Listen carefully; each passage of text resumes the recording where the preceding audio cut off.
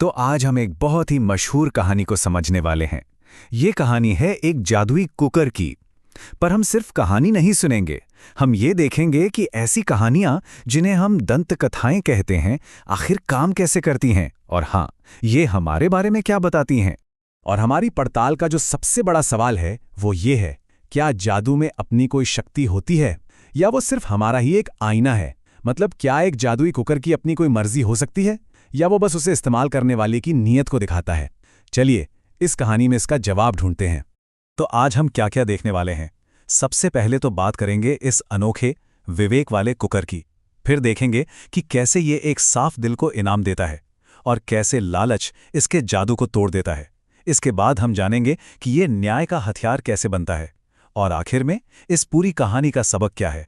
चलिए तो शुरू करते हैं पहले हिस्से से। कहानी का हीरो कौन है? एक प्रेशर कुकर। हाँ बिल्कुल, एक साधारण सा दिखने वाला प्रेशर कुकर। पर जैसा कि अंदाजा लगाया जा सकता है, ये कोई मामूली कुकर नहीं है। ये एक, कह सकते हैं, एक नैतिक वस्तु है। तो ये नैतिक वस्तु होती क्या है?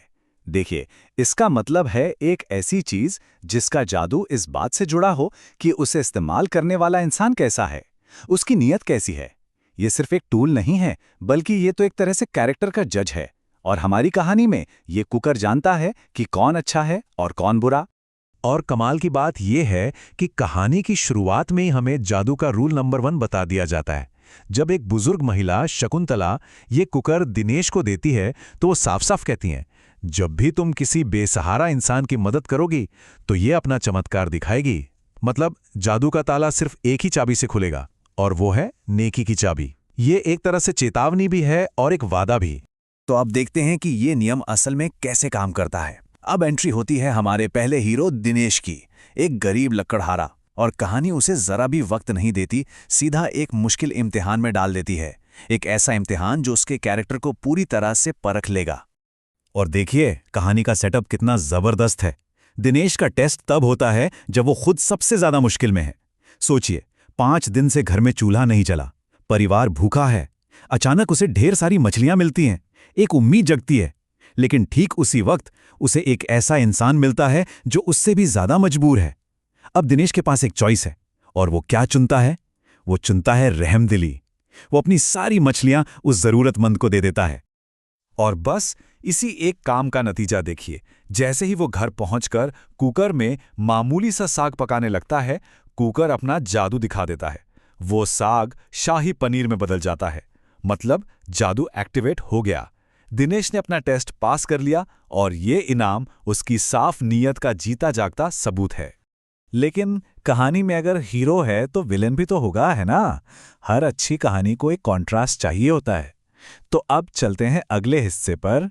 देखते हैं कि जब यही कुकर किसी गलत नीयत वाले के हाथ लगता है तो क्या होता है।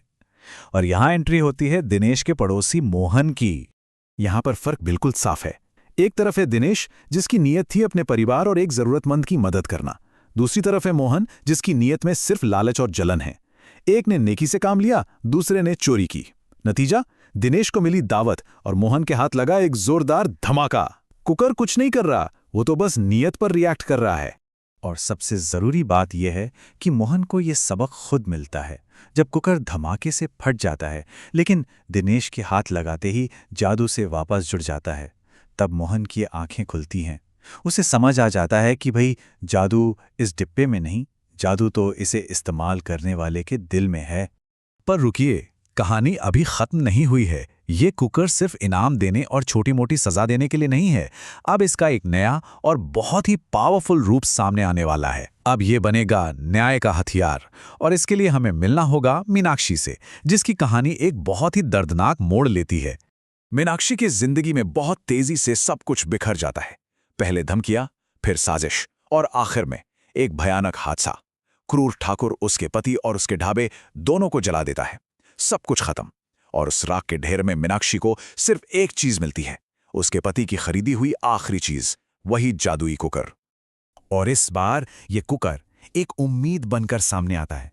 ये मीनाक्षी को सहारा देता है, उसे कभी न खत्म होने वाला खाना देता है, ताकि वो अपना ढाबा, अपनी जिंदगी फिर से बना सके। तो ये जादू सिर्फ पेट नहीं भर रहा, ये उसे जुल्म के खिलाफ दोबारा खड़े होने की हिम्मत दे रहा है। और फिर होता है इंसाफ। जब वो जालिम ठाकुर गज्जन सिंह मीनाक्षी को पूरी तरह खत्म करने के लिए वापस आता है तो कुकर अब सिर्फ मददगार नहीं रहता, वो बन जाता है न्याय का हथियार। वो जोर से फटता है और जिस आग से ठाकुर ने मीनाक्षी के पति को मारा था उसी आग में वो खुद जल जाता है। इसे कहते हैं कर्म का फल, सीधा और असरदार। तो हमने 2 कहानियां देखी, एक दिनेश की और एक मीनाक्षी की। एक में इनाम है, दूसरे में इंतकाम। तो इन दोनों को मिलाकर हमें आखिर में क्या सबक मिलता है? इस कहानी का फाइनल लेसन क्या है? अगर हम दोनों कहानियों को साथ रखकर देखें तो एक पैटर्न बिल्कुल साफ नजर आता है ना? दिनेश की कहानी में कुकर नेकी को इनाम और लालच को सजा देता है, और मीनाक्षी की कहानी में वो हिम्मत का साथ देता है और जुल्म का इंसाफ करता है। यानी दोनों ही मामलों में कुकर एक आईने जैसा है, जो भी उसके सामने खड़ा है ये उसी की असलियत को, उसी की नीयत को कई गुना बढ़ाकर दिखा देता है। और असल में यही इस पूरी कहानी का निचोड़ है। असली जादू उस कुकर में है ही नहीं, जादू तो उसे इस्तेमाल करने वाले इंसान के अंदर है। कुकर तो सिर्फ एक जरिया है, एक एम्पलीफायर। किसी के दिल में जो भी है, चाहे वो नेकी हो, लालच हो या फिर इंसाफ की आवाज हो, ये उसे बस दुनिया के सामने ले आता है। तो आखिर में ये कहानी हमें एक सवाल के साथ छोड़ जाती है। सोचिए, ये सिर्फ बच्चों की कहानी नहीं, ये एक आईना है।